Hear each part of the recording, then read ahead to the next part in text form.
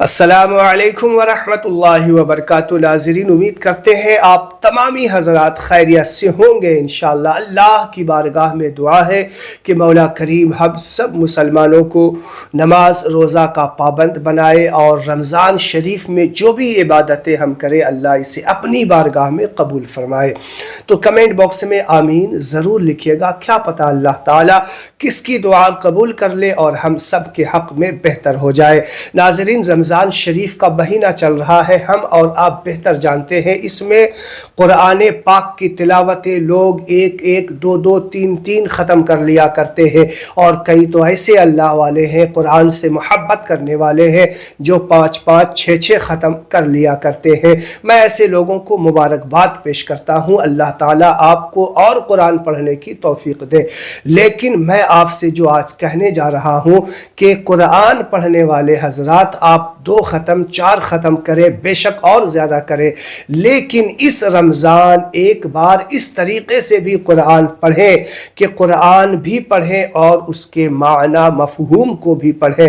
آپ کوئی ترجمے والا قرآن لے اور قرآن کو پڑھیں، اس کے ترجمے کو بھی پڑھیں، تو میں آپ کو پورے یقین کے ساتھ بتا رہا ہوں کہ ایک مرتبہ آپ نے اس انداز میں قرآن ختم کر لیا تو انشاءاللہ آپ کو جو خوشی 5-6 قرآن ختم کرنے میں بھی نہیں ہوگی، اس سے زیادہ اس ایک ختم کرنے کے بعد آپ کو وہ خوشی ہوگی۔ میں گارنٹی لیتا ہوں کہ آپ کی خوشی کی کوئی حد نہیں ہوگی، کوئی انتہا نہیں ہوگی۔ ایک بار اس انداز میں میرے کہنے سے آپ اس طریقے سے قرآن ختم کریں، انشاءاللہ آپ دیکھیں گے آپ کے اندر کیا تبدیلی آئے گی، کیونکہ جب آپ قرآن پڑھیں گے اور پھر اسے سمجھیں گے اللہ آپ سے کیا کہہ رہا ہے، اللہ اپنے بندوں سے کیا کہہ رہا ہے، اس طریقے سے آپ قرآن پڑھیں گے تو قرآن کے معنی مفہوم کو، قرآن کے پیغام کو، قرآن کے میسیج کو سمجھیں گے، آپ کے اندر تبدیلیاں آنا شروع ہو جائے گی۔ آپ لاکھ کوششوں کے باوجود بھی جو تبدیلی اپنے اندر نہیں لا سکتے، آپ اس ایک مرتبہ اس طریقے سے قرآن پڑھیں، میں خود کہتا ہوں کہ آپ دیکھنا کس طریقے سے آپ کے اندر تبدیلی آ جائے گی۔ دیکھیے گا جب اس طریقے سے میں آپ کو سورہ فاتحہ کا ترجمہ کر کے سنا دیتا ہوں، آپ کو شوق ہوگا، جذبہ ہوگا کہ سورہ فاتحہ میں جب اتنی باتیں اللہ تعالیٰ اپنے بندوں سے کہہ رہا ہے تو پورے قرآن 30 پارے میں کتنی باتیں، کتنے میسیج اللہ نے دیا ہوگا۔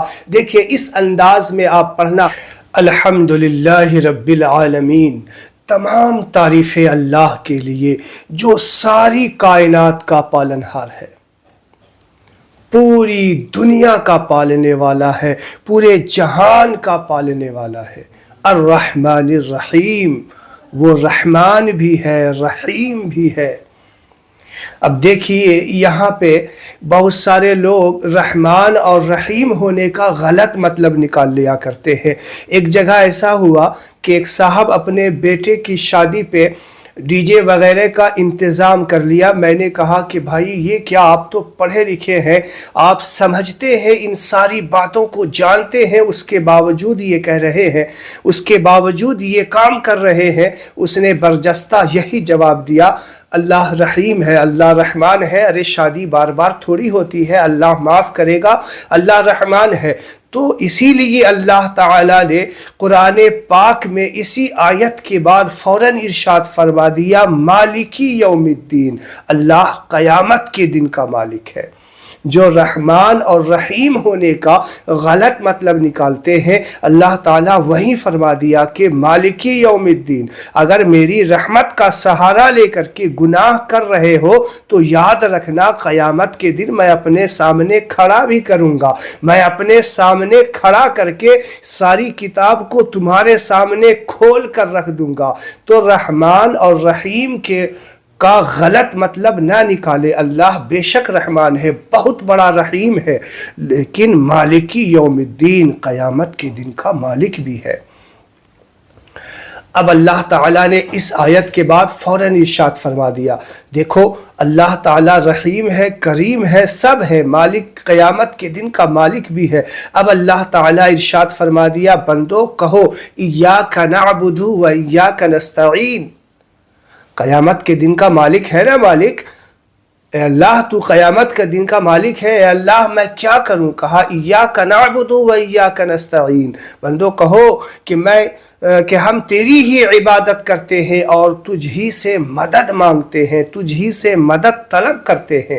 اللہ تعالیٰ کہتا ہے بندے کون سی مدد مانگتا ہے، کیسی مدد چاہتا ہے؟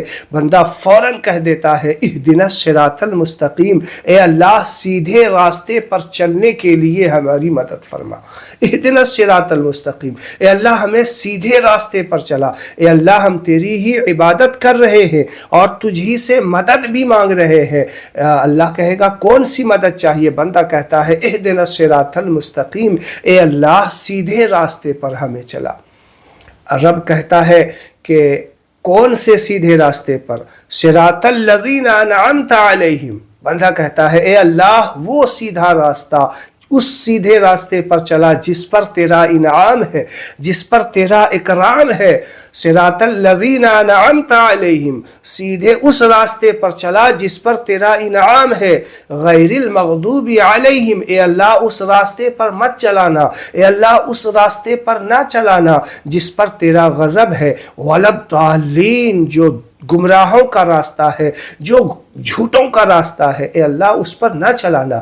مجھے تو جس پر تیرا انعام ہے، جس پر صدیق اکبر چلے ہیں، جس پہ فاروق اعظم چلے ہیں، جس راستے پر امام حسین نے اپنے پورے کنبے کو شہید کر دیا، مولا مجھے تو وہی راستہ چلانا۔